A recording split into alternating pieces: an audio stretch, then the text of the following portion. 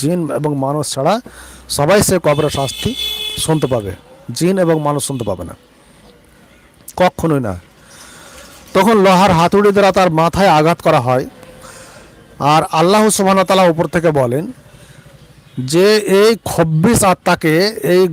গুনহেগার বান্দাকে তোমরা আর কি করছো, তাকে শাস্তি দিতে থাকো। কবরকে বলো যে কবর যেন সংকীর্ণ হয়ে যায়, এই এদিককার মাটি যেন এদিকে ঢুকে যায়, আর তাকে যেন পিসা যেন তার ভুঁড়ি বের করে দেয়। হ্যাঁ, আর জাহান্নামের দরজা তার কবরের দিকে খুলে দাও, কিয়ামত পর্যন্ত সেই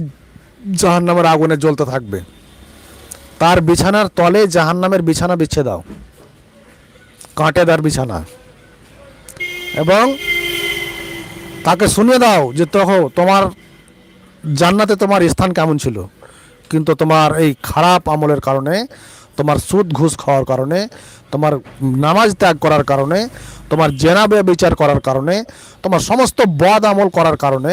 আল্লাহ সুবহানাহু ওয়া তাআলা তোমার জান্নাতের স্থানটিকে পরিবর্তন করে দিয়ে তোমার জাহান্নাম